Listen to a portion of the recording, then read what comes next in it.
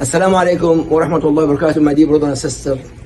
I just saw Brother Muhammad here in Salat al-Jum'ah, alhamdulillah. It's an honor to speak on a very important topic. I just discussed with Brother Muhammad, and Brother Muhammad is going to speak with you, inshallah. Inshallah. For the Tuesday, inshallah.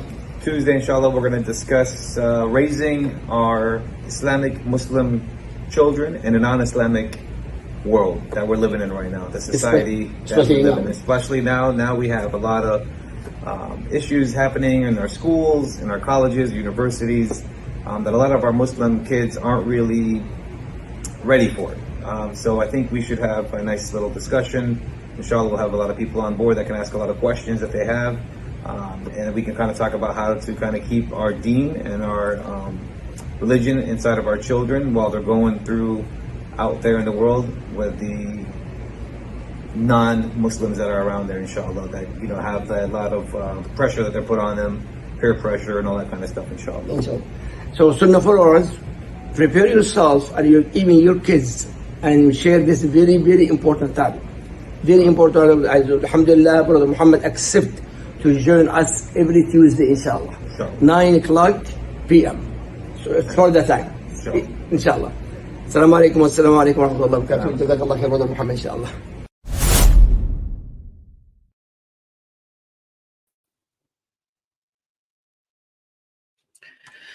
Alhamdulillah, wa salat, wa salam ala wa rasulullah. I'd like to welcome everybody to our first class for tonight. And this is our, remember, we've changed the schedule for Tuesdays since we have Brother Muhammad Ziyada, mashallah, back again.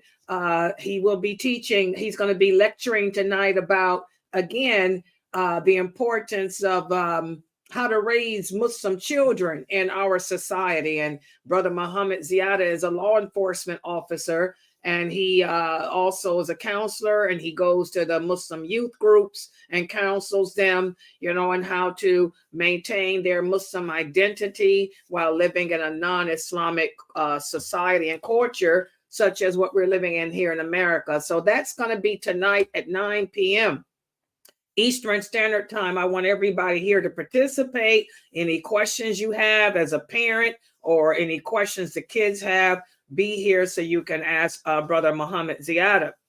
And again, and it's important because we're living in the days of fitan, especially here in America, where you have a lot of famous celebrity Muslims who want to make you think that because you're living in a non-Muslim country, this is something different and unheard of. So we can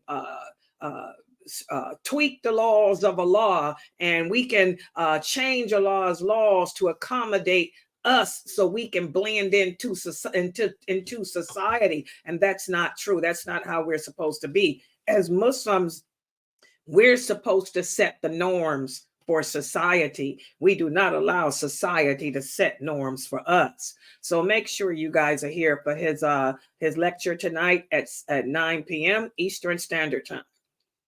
And yes, I'll be streaming it on all the platforms, and he can join the Zoom room with your questions, your comments, all of that. Yes. Okay, so since we've added him back to the schedule for Tuesdays at 6:30 this time, I'll be doing this class, the Maqasidic Tafsir. We'll do Know Your Lord every other day, but on Tuesdays at 6, the Maqasidic Tafsir, because this book is so important and it goes hand in hand with what we're learning in the Aqidah class. Again, in order to understand the Quran, you have to have the correct Aqidah. One of the brothers here sent me a text message yesterday night asking me, he said, Sister Layla, he said, these brothers, they're supposed to know the religion. They got PhDs. They done graduated from Muslim schools and all this. Why is it that, they're doing what they do? And I mean, they don't understand the Quran, but they went to school and studied it. And I have two responses to that. First of all, understanding comes from Allah. Allah tells us that in the Quran, that He is the only one that can bless you with understanding of this religion. You can't go to school and learn understanding. Understanding is a gift that comes from Allah. And he said he doesn't give it to everyone. He only gives it to a select few. Haven't you guys heard the term educated fool? There's a lot of educated fools out there. There's a lot of people who are with PhDs and they're just ignorant. They just don't have any understanding. They're book smart. They can memorize something. They got a photographic memory, but to memorize how to pronounce or say something. But as far as taking what they memorize and understand it, break it down, apply it to their behavior, their heart, they're not capable of that. That comes from Allah. As Allah tells us in the Quran, he's the changer of the heart. He's the one that controls the heart. As the Prophet Muhammad sallallahu alaihi wasallam said, the heart of man lies between the fingers of Allah. So that's why I tell you guys, don't get fooled because people have PhDs. You know, subhanAllah, there are a lot of educated fools out there. And we have to be careful of them. We have to be very careful of them. That's why the Prophet Muhammad sallallahu alaihi wasallam said, after asking Allah to make you independent and self-sufficient, the next best thing to ask Allah is to grant you understanding of this religion, man. We have to be able to understand it. And these brothers, they may be famous and good speakers, but they just don't understand. They really don't. In their mind, they believe that they're doing something good.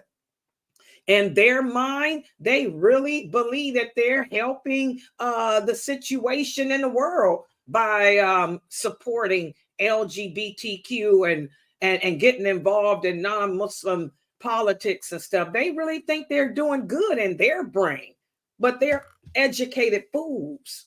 A fool, you know. A lot of men are foolish. A lot of us suffer with foolishness. That's why we have to make that dua, asking Allah to keep us guided straight and to keep our heart straight. So, you know, subhanAllah, guys, and also our Prophet sallallahu alaihi wasallam told us in another authentic hadith, not only does the heart lie between the hands, the fingers of Allah, but also the Prophet sallallahu alaihi wasallam said, you know, we have to be careful of this very thing. This very thing. A lot of people will read the Quran, but they'll walk away with no understanding. Why? Because number one, their aqidah is not correct. That's one of the conditions of being able to understand the Quran. If you are not upon the correct belief system, it's not going to register with you. And a lot of these brothers, like I told you guys, they deny the decree of Allah. That's why they're acting this way. They really do not believe that Allah creates evil. They really believe that man has the power, that man has the power to create his own evil. These men really believe that. So they believe that everything bad that's happening in the world is really because of the Zionists. They are afraid. These men are really afraid of America. They're afraid of Israel. These men and women are seriously afraid. They think that the American government and the Israel government have the power to destroy and everything else because they don't believe that that power lies in the hands of Allah. Because they do not believe that Allah creates evil. They even believe that Allah is not aware of it. So you see, these men are twisted. And that's why the Prophet said, you know, if the belief system, we have to believe in the rububiyah, the lordship of Allah. To not believe in the lordship of Allah, to deny his lordship, you're lost. You're lost. That's why there'll always be more Christians than Muslims too. Because even though they claim, just like these Muslim brothers, they claim to believe in Allah, they really don't. They deny his lordship. They deny some action of his lordship. Well, for these Muslim men, these celebrities in America who are advocating for you guys to participate in Kafir elections and support homosexuals and same-sex marriage and stuff, these brothers are afraid. They really are afraid because they believe that the power is in the hands of Israel and America. They fear man. They don't believe Allah is capable of doing any of this. And that's sad.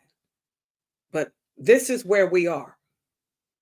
So that's why it's so important, as our Prophet Muhammad sallallahu alaihi wasallam said, for us to always check our aqidah, check our belief system, especially when Allah sends his calamities like this. The companions always were checking their aqidah, their belief system.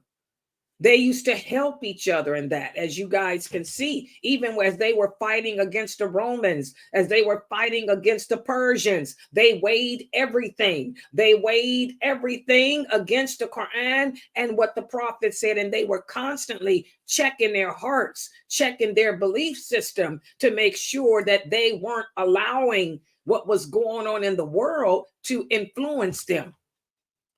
They wanted, Khalid bin Walid made sure that he didn't take on the attributes of the people he was fighting against.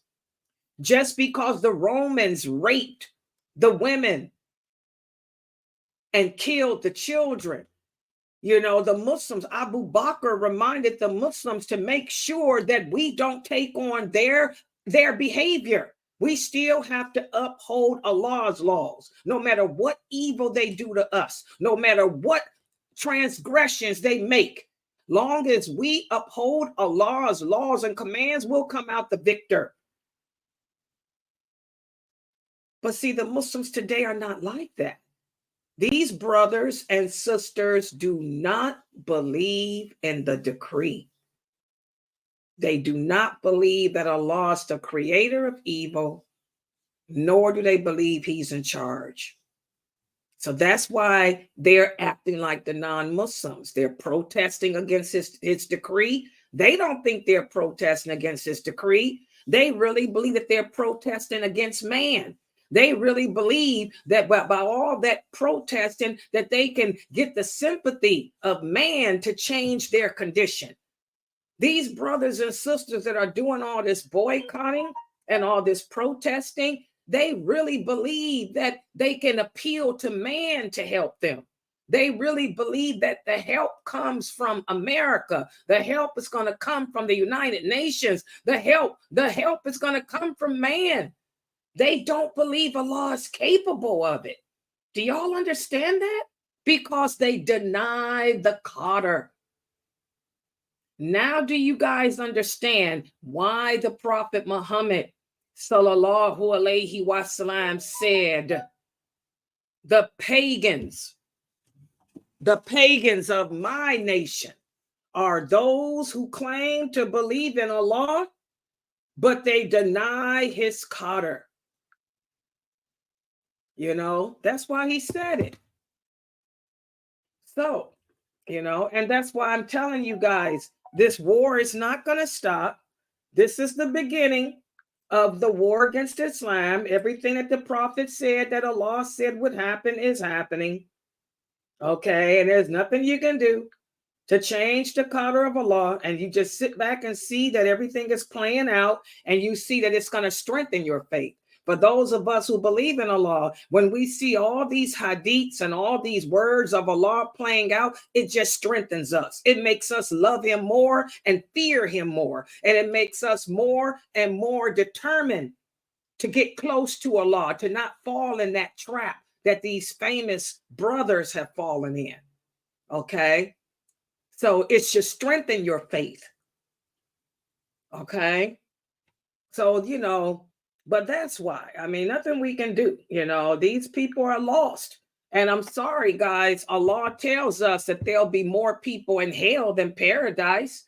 Do you think most of us are going to be in paradise? You're deluded. Allah says that Shaitan has more followers than him. And there will be more in hell than paradise. That's the reality. That's why we should not be easily fooled by man. That's why Allah tells us to trust in him, put our faith in him, put our fears in him, put our love in him, not man, because man will never come through for you. Only Allah will. So that's why as Muslim women and men, we have to maintain that balance in our emotions. And it's hard.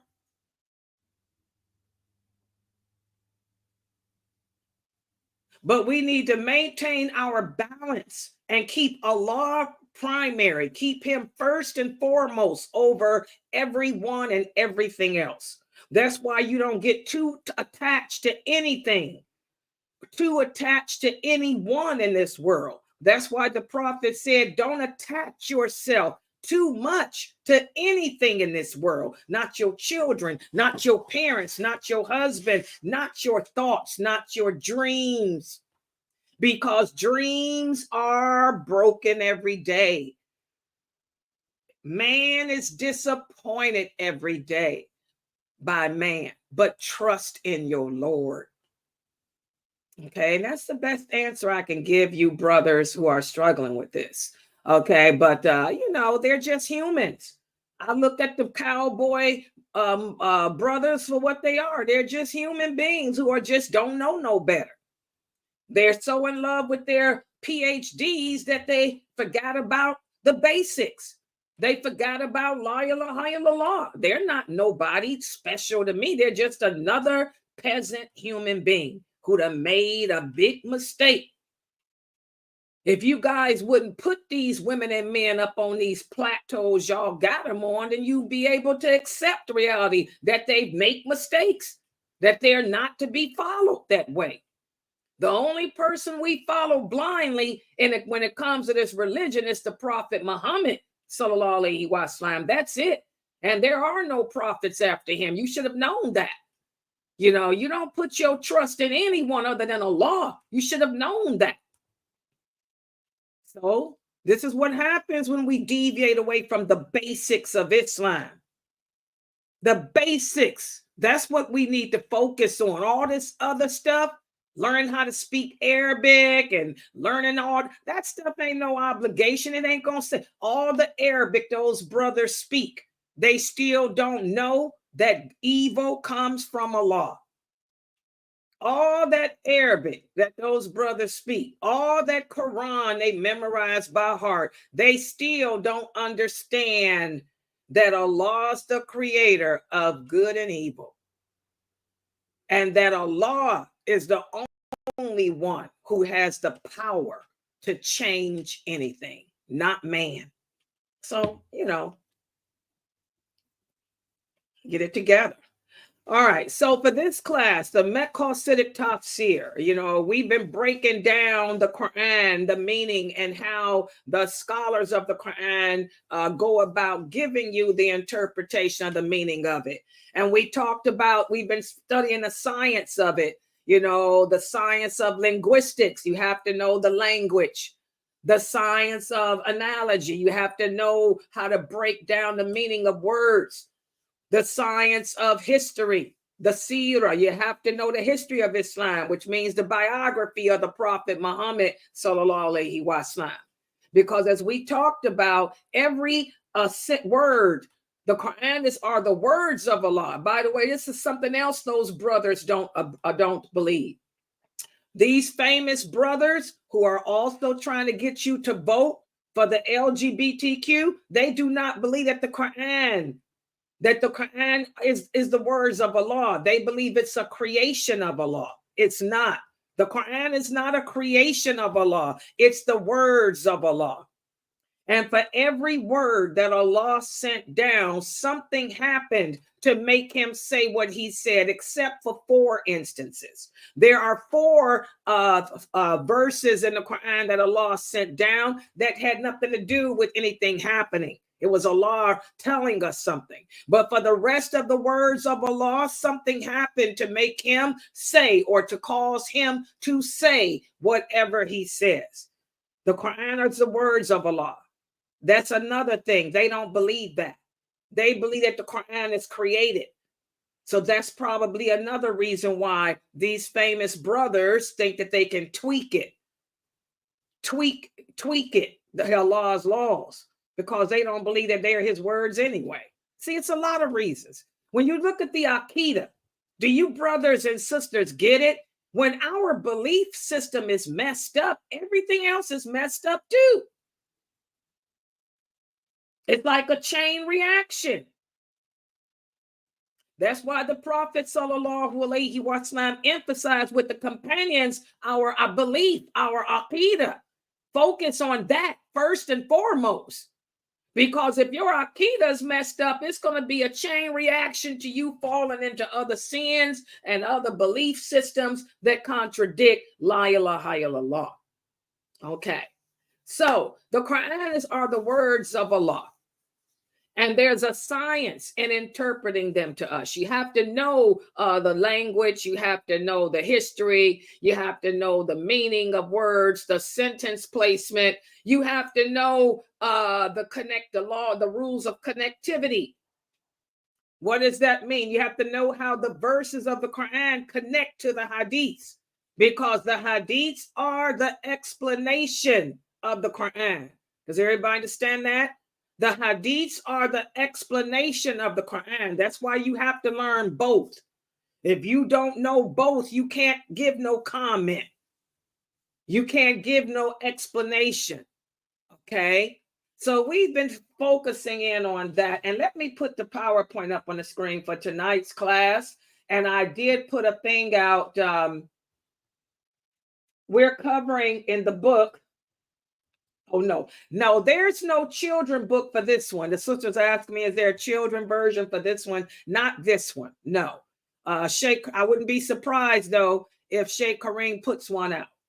Yeah, I wouldn't be surprised if he puts a children's version out. But as of now, there is no children's version of this one. Hold on for a second. There's something going on with my PowerPoint. Okay, let's see. And it's Zoom room. The Zoom room always got issues. Okay, hold on. Let's try it again. Oh, my picture is big. That's me. Oh, hold on, guys. I got 3 computers going on here. Oh, all right. Okay, is that better? I'm like, what happened? Oh, that's me. Okay, so yeah, but he'll probably put a children's version out eventually on this. But right now, as of now, no. But the kids can follow along because it's as simple. I mean, they can follow along with us. So tonight we're going to be covering pages 111 through 113 of this book, the Maqasidic Tafsir. And for those of you who have not purchased it yet, go to Amazon. This is volume 1. Today we're going to speak about 3 things. How the Quran helps us in developing 3 aspects of ourselves. The Quran helps us in Tarbiya. Tarbiya is an Arabic word that you hear a lot of the brothers use. It refers to training yourself, teaching yourself, training yourself to submit. These cowboy Muslims in Texas need to learn some Tarbiya. Okay? So the Quran helps us to train ourselves. And also the Quran helps us to develop Taskiyah. What is Taskiyah? This is to change or reform our morals, to make our Islamic morals and Islamic values be in sync with the law. So if you hear the Arabic term Taskiyah, they're referring to your Islamic morals, your Islamic values. And also, the Quran helps to nurture Tasfiyah. What is Tasfiyah? This is to return back, to the true Islam. And what is the true Islam? It's not the progressive Islam that these Muslims are today. The traditional Islam is what the companions were upon. And that's the type of Islam we should be practiced. And there's only one kind of Muslim. There is only one form of Islam. And that is what those original companions of the Prophet sallallahu alaihi wasallam were on. There's only one correct understanding of this religion. And that's the understanding that those original companions had. So it's all about Tasfiyah, returning back to the traditional, pure Islam. And that's what the Muslims here need to do all over the world. But I'm speaking in general about the Muslims in America, because this is where I'm concerned with. Charity begins at home. And you got too many Muslims thinking that they're going to be participating in this non-Muslim elections, which is a major, major sin in Islam. This is a major action of disobedience to Allah, when Allah is clear in numerous verses about how the non-believers will never give you a voice. They'll never have your interests at heart. And how our prophet said in several hadiths that the non-believers can never be a ruler over you. Okay? So we have to do some tasfiyah, some returning back to the true Islam. And the only way to do that is by pondering the meaning of the Quran, looking at the hadiths, and implementing Islam into your life the way they did. And that's what we're going to speak about today. But before I do, because this class is only held twice a week, I have a quiz from the last time we met. The last time we met for this class, we talked about how the Quran, if you read it and ponder it, or if you go to a scholar of the Quran and ask them to explain verses to you or explain topics to you, okay, the Quran serves as a great means of reforming yourself. Who can tell me, how does the Quran, or what makes the Quran serve as a great means of changing or reforming yourself? Why is it the best way? Why is it better for me to reform myself through the Quran, or as opposed to listening to some speaker or Einstein's a human psychic theory or whatever? Can anyone answer that?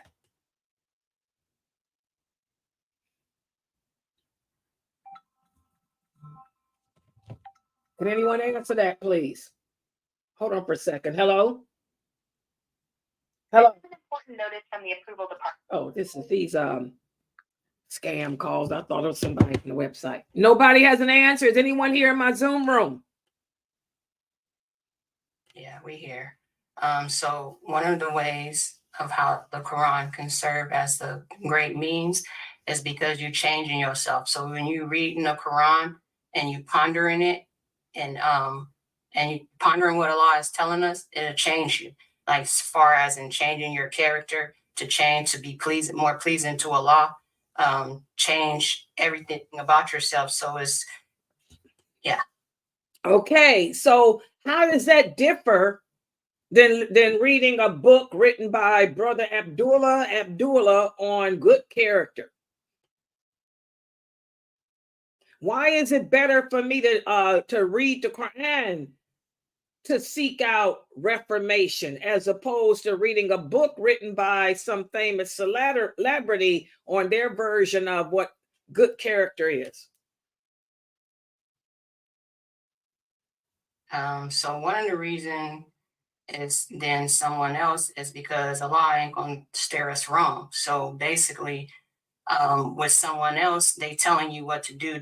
It doesn't have no effect upon you, as far as in like they might just be giving you your opinion, but Allah is giving you guidance, and He's giving you better understanding of trying to do it. So good job. As she said, and also good job, Sister Elizabeth. As Elizabeth typed too, Allah's guidance. Good job, Amina. Allah's guidance is better than man's. Exactly. You know, you don't know good character better than Allah does. What you consider to be good character may be something bad. I mean, come on. These brothers trying to get y'all to go out and vote. They making you think that you're doing something good.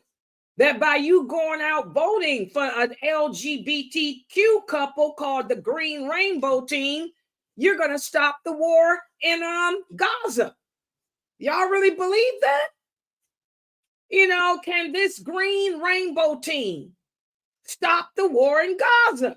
Can even Trump stop the war in Gaza? Can Kamala stop the war in Gaza?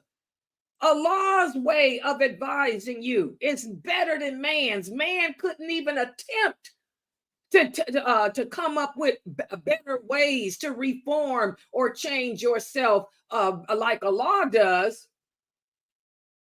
Exactly as Sister Pamela said, these are the words of Allah. Allah's words outweigh man's. Allah knows best. Good job, Sister Amy. Amy said, as you say, Allah knows best and we know less. Exactly. What does man know about anything? Good job. Sister Leila? Yeah. I would also like to say, for example, the Quran is the words of Allah.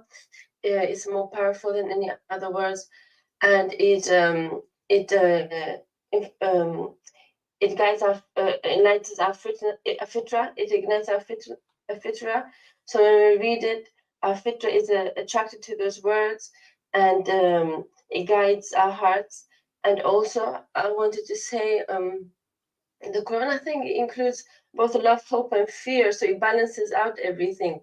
It doesn't like guide us towards one direction and imbalance everything. Like it's balanced. It balances us out. Exactly. That's real important. Balance. These are famous celebrity cowboy brothers from the cowboy state. They're playing on your emotions. They're igniting your fear. They want you guys to fear man. So because of the fear and your sympathy, not empathy, because of the fear and the sympathy in your heart, they're playing on that to get you to disobey Allah and do something that they said is good character or good reformation, good change, when it's not. You know, man doesn't balance. Man can play on one particular emotion. Allah balances it all out. Exactly. Good job, Elma. Like she said, Allah balances out all emotions. He gives you love, hope, and fear in balance, where man can only give you one or the other. They can either play on your fear, play on your love, or play on your hope. And they're playing on your fear in this case. Fear man.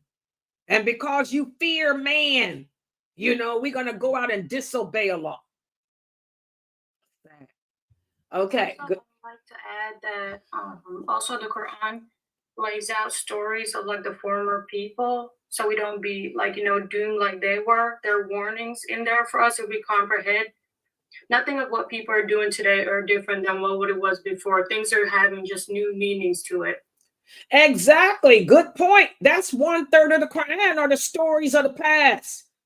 Like these brothers, when they developed their committee, the brothers, the cowboy brothers, when they put their committee together and they decided to divide the laws of Allah up into categories, essentials and non-essentials. They said that what gives them the right to do that is because this is 2024 in a different society, when it's not different. Allah speaks about a whole nation of people whose whole society was LGBTQ. But what did he do? He took them out. He gives us stories and lessons from whole societies that were based on interest. Pharaoh, the Egyptians, his society was based on high interest and wealth and status quo. But what did Allah do? He took them out. You know, there's many technology, the Ad and the Thamud. Allah blessed them with the most powerful bodies, knowledge of technology. They were superior over the other humans, but Allah took them out. There's lesson after lesson. History repeats itself. Man is man. We just in a different era, but the same old, over and over, repeating itself. So there's lessons we can learn. Allah gave us examples in that Quran that can help us to reform or change ourselves. But see, what's happening is you Muslims in America, you're allowing these famous celebrities to play on your emotions and not your logic. You're allowing them to play on your ignorance, because you don't know this stuff, because you haven't learned your religion and haven't practiced it properly, correctly. You're allowing these brothers to lead you to the gates of hell because they're playing on your ignorance, number one, your fears, number two, so they can get their agendas to work. And what are their agendas? Fame, the dunya. Because those men and women have positions with the federal government that's paying them to do just what they're doing. Okay? What about this? We also spoke about how the Quran promotes good character. What are some examples that you guys can come up with as to how the Quran, how Allah promotes good character? Give me some examples as to how Allah promotes good character. Character better than man.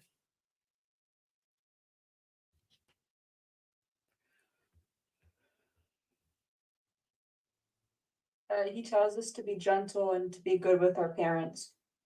Good job. Look at all the stories and examples that Allah gives us in the Quran about parents and the rights that your parents have over you. And why?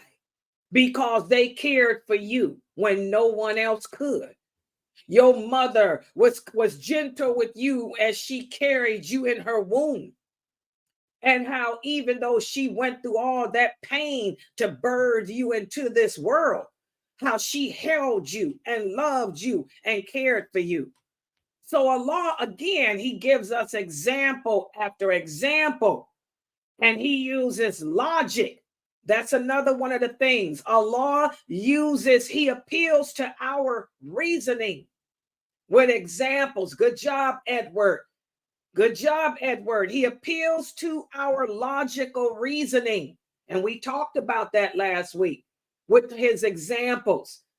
Good job with the parables. So you remembered. I'm proud of the new shahadas. We talked about how Allah gives parables that will help us to illustrate good character and develop it.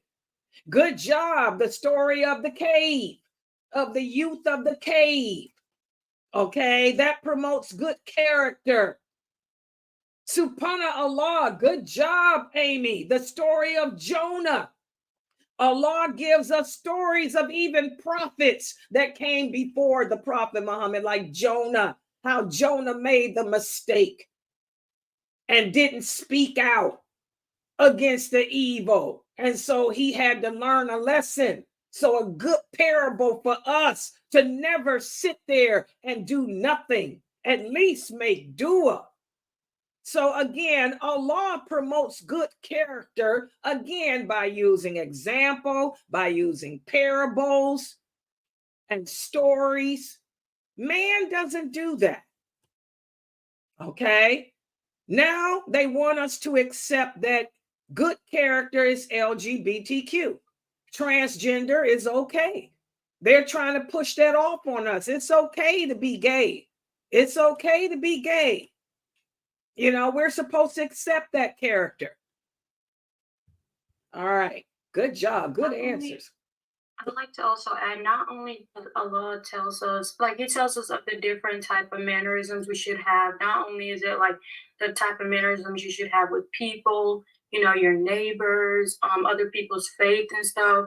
Like everything, everything of good mannerism is in the Quran if only we like comprehend. He tells us how to, take care of the poor. He tells us how we shouldn't take bribes. He tells us how we should, honor our treaties, and even if don't be rude to our parents, don't harm the believers, don't call other people with bad names, speak nicely even to the ignorant people, make room for others at gatherings. And if your enemy wants peace, then accept it. And then when you return a greeting, return in a better manner. And then also like don't remind others of the favors that you do for them. I mean, there's just a lot. A lot, exactly. And like even with this situation, he even tells us, like she said, how to live in a society that's gone wrong.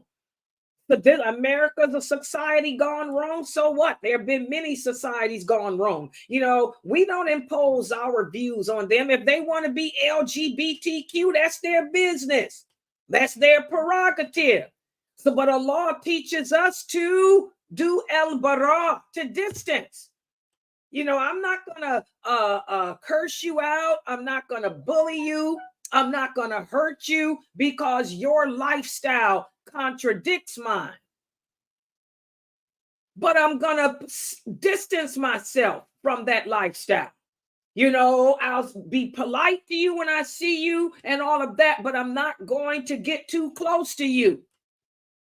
So Allah tells us how to implement, like she said, good character in all situations, including a society gone bad like America. And America ain't the first society gone bad. Pharaoh's society was bad. The Ad and the Tammuz was bad. The people of the caves society was bad.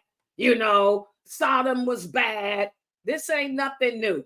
The society was bad in Medina before the prophet came there. The society was bad in Yemen, etc., etc., etc. Okay.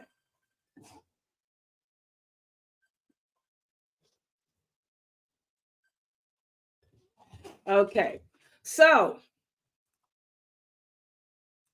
one more question. Are Allah's laws better than man's? And if so, why? Who can answer that? Are Allah's laws better than man's? And if so, why?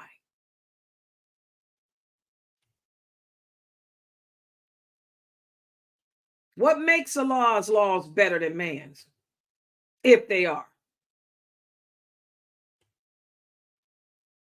Tawheed al-Rububiyyah. You guys should know that.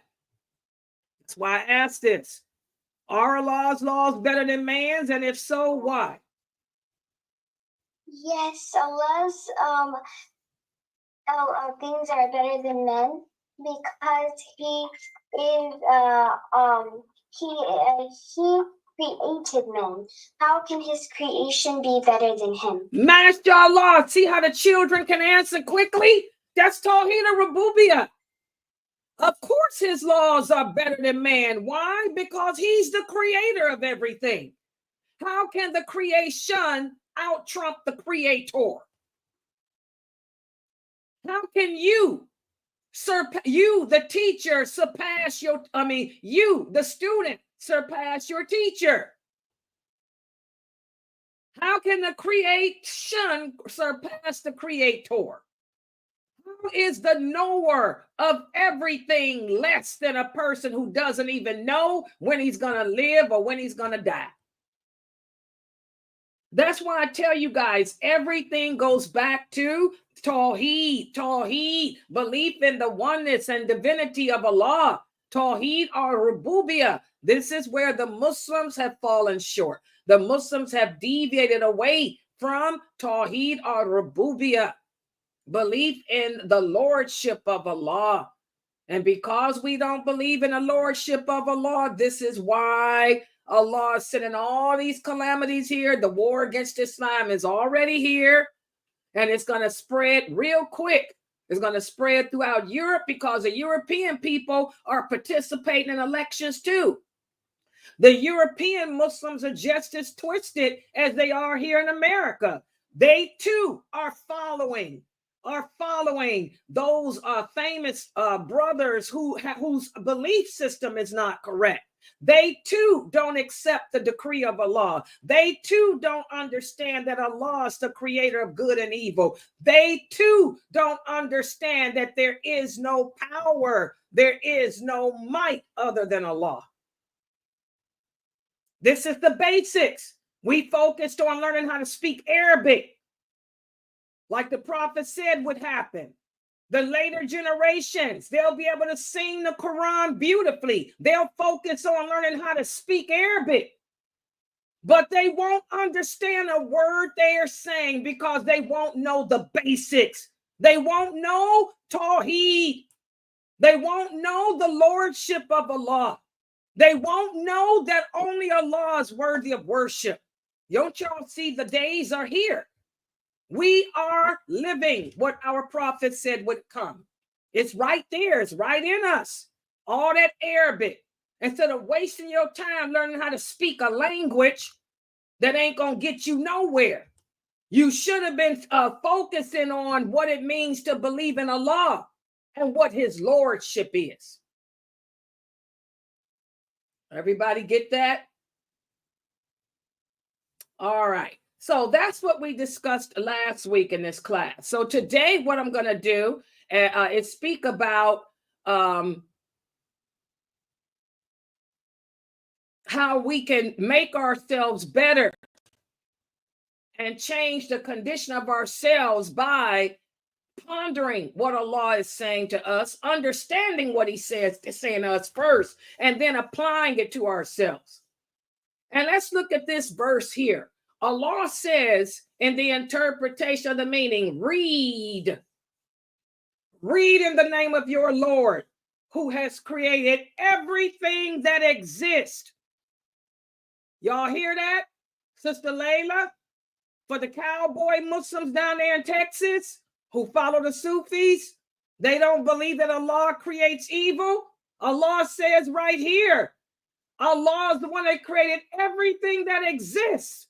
That means everything. War is bad. He created it. Alcohol, he created it. Allah created everything that exists. And he has created man from a clot of thick blood. Read. And your Lord is the most generous, who has taught the writing by the pen. Allah taught us our actions. He's the creator of our actions too. This is a powerful verse. This is what the Sufis, the Murji'ah, the Qadariya do not accept. And that's what these brothers in America are. They fall in those three groups. The ones that's telling y'all to go out and vote in elections. They don't believe that Allah is the creator of evil. They don't even believe that Allah is the creator of our actions. Y'all see why it's twisted now? Y'all see how everything begins with Tawheed? Allah, it says, read, and your Lord is the generous, who has taught the writing by the pen. He taught man that which man did not know. This is a powerful verse. But I want you all to focus on the first word here. The first word here is read. This lets you know that as a Muslim, we are obligated, just like it's an obligation to pray those 5 prayers every day. It's an obligation to fast the month of Ramadan. It's also an obligation to learn your religion correctly. All of us are going to be held accountable. When the angel of death pulls your soul, he's going to ask you why you didn't know that it's haram to vote. Why you didn't know that you can't sit there with LGBTQ people and support them. He's going to say, didn't Allah say that it was an obligation for you to know? You were supposed to learn your deen. You learned how to speak Arabic. Why didn't you learn Tawheed or Rububiyyah? You learned how to speak Arabic. Why didn't you learn the lawful and the unlawful? Certain things we have to know. Arabic, you don't have to know. Nowhere does the law say you have to learn Arabic. But you should have known the lawful and the unlawful. You should have known how to pray your prayers. You should have known what your role in life is, what your rights were in life, and what your obligations were. So, another major aim of the Quran is to educate us by the means which are understood and about what's going on with things in our time. The Quran tells you how to handle yourself in all situations. The Quran attaches importance on the pursuing knowledge. Allah tells you what to do when everybody around you is drinking and fornicating and gaying out. You know, we distance ourselves. We just do el-bara, real simple. He didn't say go and participate in their elections and join, pick up signs and support them. He said you just distance yourself. Make sure you don't do it. Like when the Prophet sent Mu'adh to Yemen. He said, oh, Mu'adh, you're going to a country where everybody there indulges in interest. He said, just because they're doing it, make sure you don't. Make sure that you stay away from the interest, even if it means you're the only person living in that entire country that's not doing it. That's how Islam tells us. So the Quran are the words of Allah, and the purpose of those words is to create within us education so that we can adapt it to what's happening to us in our world, in our time, and we don't fall victim to assimilation like what you see the Muslims doing today. And these verses of the Quran here show that we came from a very low substance. The fact that we came from a very low substance should tell each and every one of us, how can you think that man has power to do anything? You came from a piece of sperm, a piece of blood. What makes you think that man has the power to change destiny, to stop a war, or even create one? That's why it's important for us to seek knowledge of our religion, guys, to seek knowledge of Allah first and foremost. That's why we talked about the importance of learning Allah's names and attributes yesterday. Because when we learn Allah's names and attributes, we're learning about Him. We're learning that the power is between His fingers, as He says it is. Okay, so that's why it's important for us to read and understand the Quran. Also, Allah tells us in the interpretation of the meaning, show you this. I hope Sister Layla and all the other Muslims that live in Texas, where these cowboy so-called scholars are, that are telling y'all to vote in the elections and vote for the Rainbow Gay Coalition because they don't believe that evil comes from Allah. Listen to what Allah says in this verse, in the interpretation of the meaning. Allah, He taught Adam the names of everything. Then He showed them to the angels and said, tell me of the names of these things if you are truthful. And they said, exalted are you, Allah. We have no knowledge except what you have taught us. It is you who is the all-knowing, the wise. You think that America knows what's going to happen tomorrow? You think that the president of the America knows when this war is going to end? You think that Israel even know? You think even Gazians know? Nobody knows but Allah. He created it. He created it. and only he can end it. Just like the companions, they didn't know what the outcome would be of Badr, of Uhud. During the Caliphate of Abu Bakr, they didn't know the outcome of fighting against those Romans and Persians. Only Allah knows. Only Allah knows. But those companions trusted in him. They didn't trust in man. Those companions never compromised Allah's Sharia. They didn't tweak his laws. They didn't pick his laws away. They didn't succumb to society because their aqidah was on point. The Muslims today in general, their aqidah is not on point. So the objective of all the prophets was to give the knowledge of Allah to the people and to give them the knowledge of right and wrong. The purpose of all the prophets sent was to guide the people to the path of righteousness, to establish justice and establish goodness on earth. And that's what our prophet Muhammad sallallahu alaihi wasallam was sent with too. And like he said before he died, my laws, my sunnah, and my laws will be to the end of time. He said, even when Jesus comes back, Jesus will not come back as a prophet. He will come back as a leader, a ruler over the world. He will uphold my laws and he will reinstate my sunnah. Y'all understand that? So how can y'all let these cowboy celebrity imams and so-called sheikhs tell y'all they can tweak anything when the prophet's sunnah and the laws of the Quran are to the end of time? Even Jesus won't be able to tweak them. Even Jesus won't be able to change them.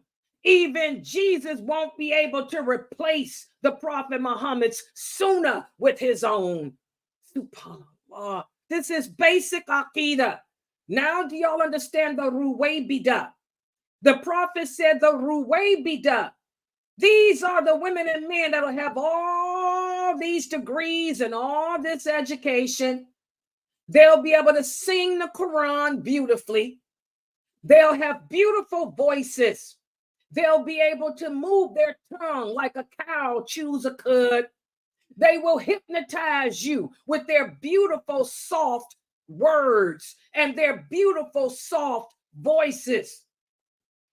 And they will dip their hands into the affairs of the world. This hadith is authentic. Bukhari and Muslim. They will have a lot to say about what's going on in the world. They'll dip their hands in politics. But these people will be the most ignorant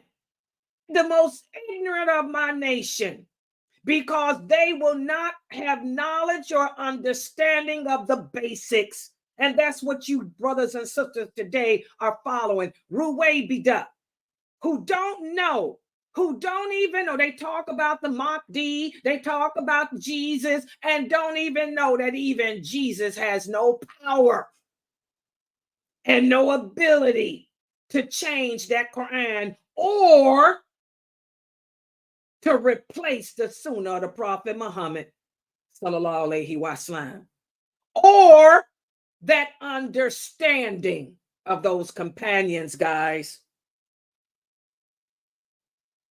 Ruwaybidah, y'all need to stop letting these people lead y'all to hell because they got problems in their aqidah.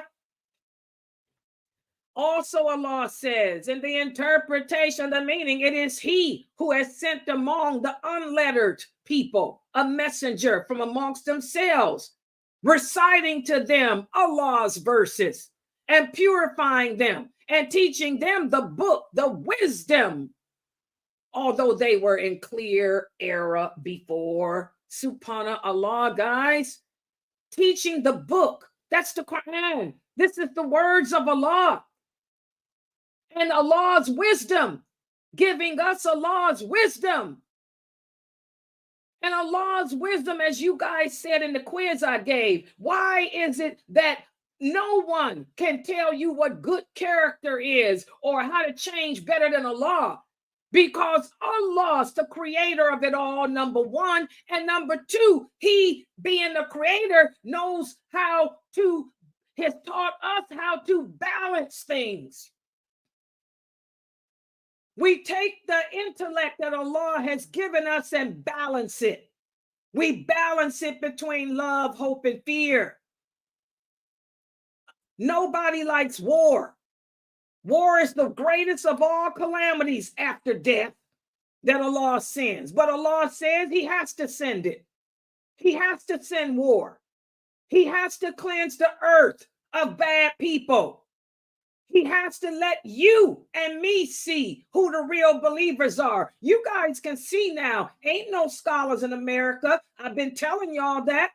There are no scholars in America. I've been telling y'all that. That cowboy state of Texas is just the lone star cowboy state that has always been and since the history of America. But ain't no scholars there.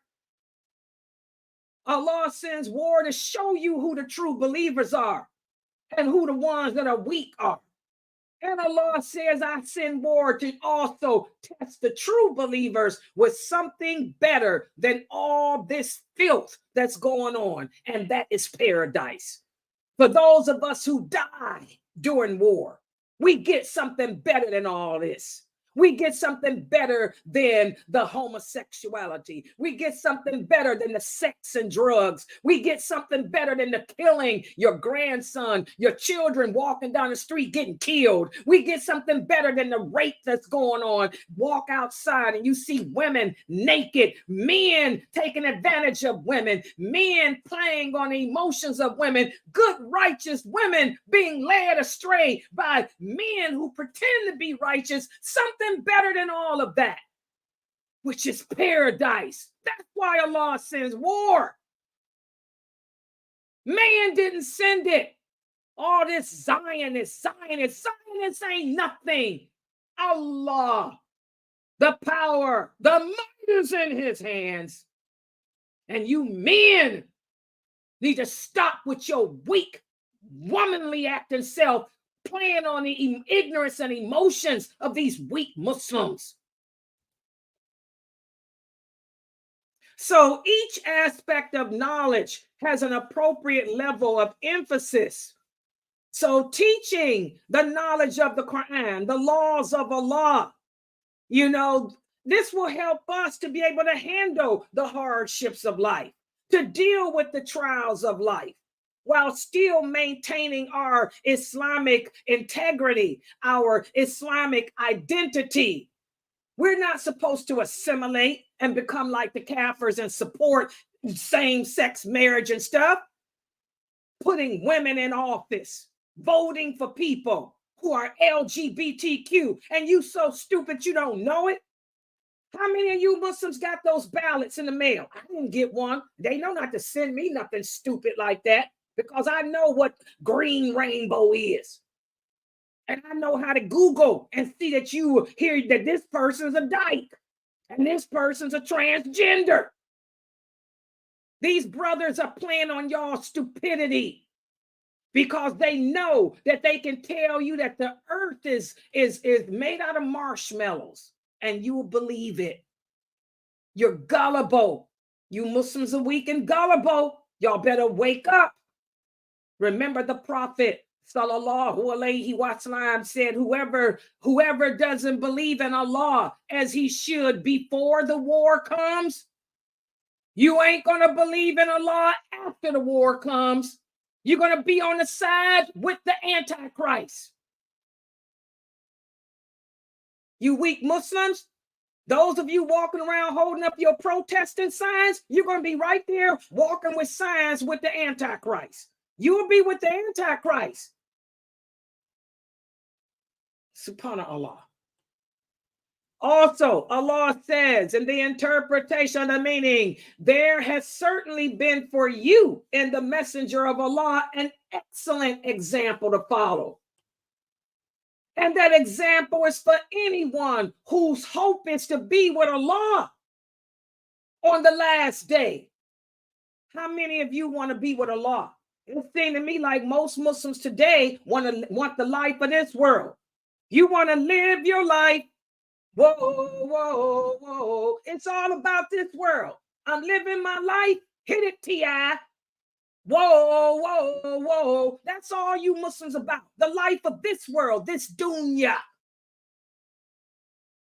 For the person that's going to interpret the Quran correctly to the people, especially in times of havoc, in times of trial, in times of Allah's punishment, that interpreter must explain the higher aim of knowledge by respecting the 5 means of interpretation too. And we talked about that. The linguistics, the history, the connectivity, and all of that. If the person doesn't do that, then it's not going to be effective. All he's doing is playing on the emotions. How many of these brothers are reading verses of the Quran and doing like I'm doing? I'm giving you a verse of the Quran. I'm giving you examples. I'm giving you examples from the Hadith of how the Prophet dealt with the elections of the Romans, how the Prophet and the companions dealt with the assassinations and appointments into leadership of the Persians. Are those brothers doing that? No, they're just playing on your emotions, okay? The true interpreter has to explain by giving examples that you can relate to from the best of this nation. And the best of the nation was the Prophet Muhammad and those companions. There is nothing that we Muslims today, not the people in Gaza or anywhere else, is experiencing that's worse than them. They were at warfare from the time they declared La ilaha illallah till their death. Most of them companions died fighting in the way of Allah. So we have to understand our example is not the 4 imams, because that's all I hear. The brothers that call themselves Salafi, I don't even hear them teaching this way. All I hear them talking about is Ibn Taymiyyah, Ibn Qayyim, the 4 imams. No, no, no, no. Take it back to those companions. Because as Allah said, the best example for you, if you want to have hope, war is hard, war is ugly, but it's a part of life. To get through it, you have to have hope. How did the Prophet and those companions deal with it? Were they protesting? And by the way, look in history. Protesting began with the Romans. The Romans were always protesting and boycotting. They were the ones that started that, the Romans and the Greeks. They would always protest against their seizure. They would protest against their governors. They would boycott. So this was going on during the time of the Prophet. But give me one hadith where the Prophet protested. Give me one hadith where him or his companions boycotted. They didn't do that because they believe in the qadr of Allah. They know that everything that happens, good and bad, happens because Allah willed it. And they know that for the believer, the bad is a test. They know for the hypocrite, it's a punishment. So why would they boycott? Why would they boycott? Boycotting hurts you. It don't hurt the person. Okay? Why would I protest? Man ain't got the power to stop and change nothing. Only Allah does. So again, we have to look to that pattern. As Allah says, there has certainly been for you and the Prophet Muhammad an excellent example to follow. But that's for anyone whose hope is to be with Allah. Only for those of us who believe in Allah and fear the last day and who think about Allah often. Unfortunately, guys, most Muslims today don't think about Allah. Unfortunately, guys, most Muslims don't even fear him. If they did, they wouldn't be sitting around supporting same-sex kafir candidates running for president. The worst sins, 10 commandments. Thou shalt not commit sodomy. You violating the 10 commandments. You shameful Muslims, letting these mystics lead you to the gates of hell. So we learn, guys, from these verses that as Muslims, we have to educate ourselves about our religion, not about learning how to speak Arabic. We got to focus on Tawheed, Tawheed, Tawheed, Aqidah. Educate ourselves about, first of all, Allah and his rights over us. And then educate ourselves about our obligations to him. And then educate ourselves about the lawful and the unlawful, because most Muslims don't know what's lawful or what's unlawful. A lot of you didn't know that it's haram for us to vote for a non-Muslim. And also, this shows the significance in raising our children correctly. We've deviated away from the true Islam. Like the Prophet said, in the days before the war, the days leading up to the war against Islam, he said the war will have started in the East, which it has, okay? The rest of the Muslim world will be deviated away from their roles and responsibilities. He said the women will have become like men, and the men will have become like women. We're so concerned with making money, this dunya, that we are neglecting our children. Women are trying to be feminists. And by the way, these are non-Muslim rainbow lady, Jill Stein, not only is she LGBTQ, but she's also a feminist. Women want to become like the men. And you Muslim women want to be like the men instead of staying home, teaching your children this religion correctly. You want to go out and be like the Kafir women and work, be independent, be self-sufficient.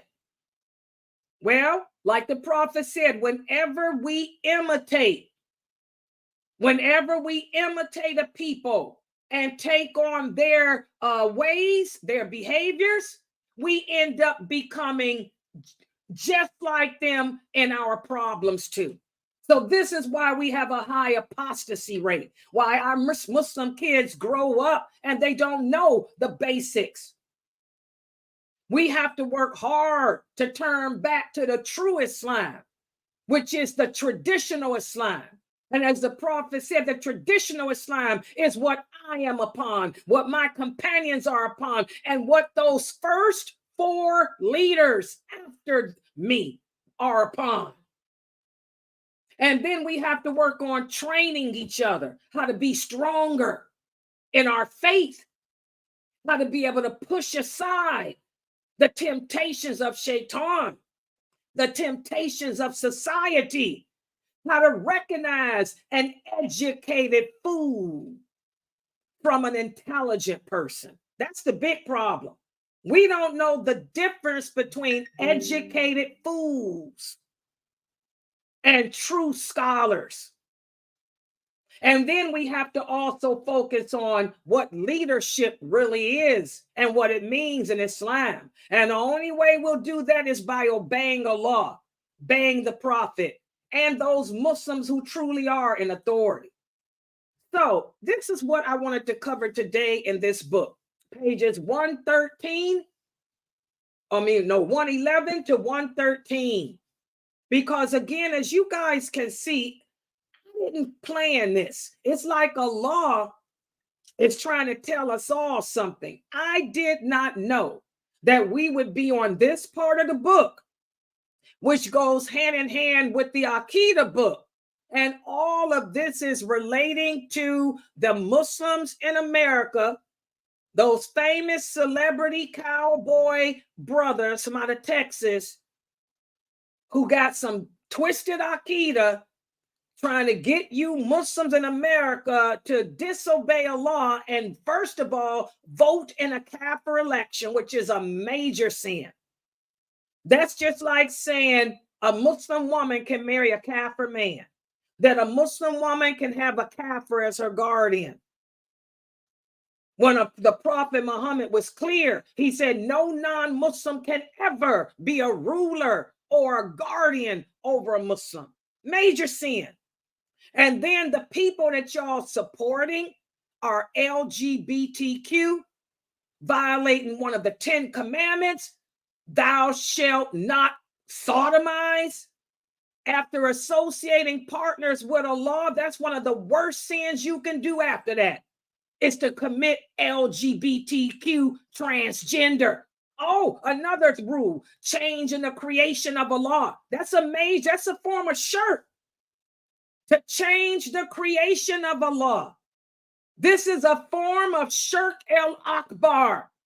Y'all supporting transgenders. That's an example of changing the creation of Allah. Allah created you a female, but now you done made yourself a butch. And the stupid Muslims are voting for you. Stupid Muslims. I have to laugh to keep from crying. Boy, we committing some major, major sins here. And y'all think that putting these kafirs in office, even if you vote for Trump and Carmela or whoever, y'all think that these kafirs are going to save the world.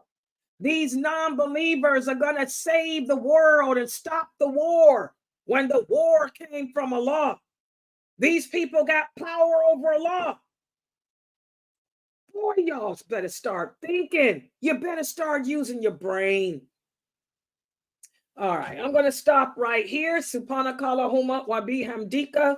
Ashhadu an la ilaha illa anta astaghfiruka wa atubu ilaik. Any questions or comments? And by the way, please be back here at 9. I want to remind you guys, we have Brother Muhammad Ziyada. Brother Muhammad Ziyada is a law enforcement officer. He's going to be speaking about how to raise your children in America and maintain their Islamic identity. That's at 9 o'clock because our children are paying the price. And by the way, I see that the cowboy celebrities, they going traveling around America, going to the universities, trying to get all the Muslim children to go out and vote. They're trying to get the Muslim kids to go and vote in these kafir elections and support, changing the creation of Allah, homosexuality, sodomy, and all of that. Man, boy, y'all better wake up. Also, remember the prophet said another one of the signs of the last hour, right before the war happens, what will happen? You won't be able to trust anybody. You guys can't trust a Muslim nowadays. Hear this Muslim man in your university telling your daughter and your son to disobey Allah and go out and vote. And don't know that they committing 3 major sins. Number 1, voting for a kafir. Number 2, voting for a woman. Number 3, voting for people who have changed the creation of Allah. Shirk, shirk, shirk. Bam. See how you can't trust nobody? Trust will disappear to the point where you'd have to travel to another country to find somebody that you can trust your children with. That hadith is authentic. It's Sahih Bukhari. Y'all see all those signs are here. This is the war against Islam.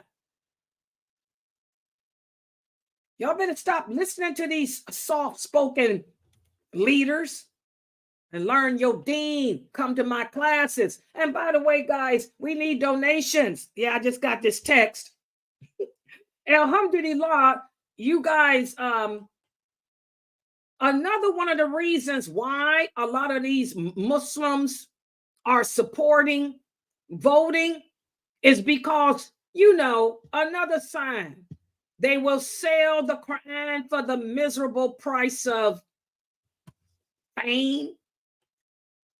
Masjids are non-profit organizations, just like my website. But when you a non-profit organization in America and you take money from the government because they have programs that will help fund masjids. That's part of the contract. If we're going to give you $1 million a year, you're going to have to go by our rules. Number one, you have to have a LGBTQ or transgender person on your executive board. Number two, you have to allow transgenders into your church.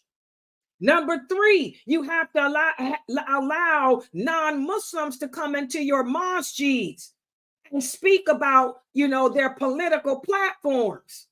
So that's why a lot of these masjids are allowing them people in too, because they done sold it out for the miserable price. One thing about my website, I don't receive. We are a nonprofit organization. We ain't getting no funds from no federal government. You don't have to worry about logging in here and Brother Lael. Instead of seeing Sister Layla, you see Brother Lael on the mic talking about Assalamu alaikum, reciting Surah Maryam. I can recite Surah Maryam as Brother Lael and tell you that I'm a Muslim and here I am a transgender. You ain't got to worry about that because we don't get no funding from the federal government. That's another problem that you brothers got to think about when you allowing your masjids to take money and stuff like that from the federal government. Now you got to go by their rules, their laws. You understand? Brother Lael. Y'all know I had to do it. I could keep it real. It's too funny. Hold on. Brother Lael. You ain't got to worry about logging in, guys, to see Brother Lael recite Stuart Mariam into you. And here I am, a transgender. Okay? So please support this dawah effort. If y'all don't want to see Brother Lael,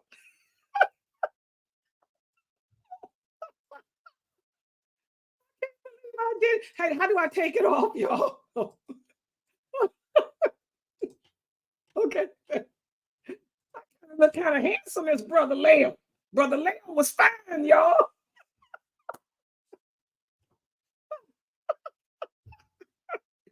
If y'all don't want to see Brother Lael sitting up in here giving y'all some dawah, please support this dawah effort, guys. We still have 2 more bills for this month that have to be paid, and those bills total what? I did not do it last month. How much should I tell y'all them last 2 were last month? Something like 300? I don't remember. Anyway, please support us, guys, so we don't have to have Brother Lael sitting up in here trying to give dawah and pick up,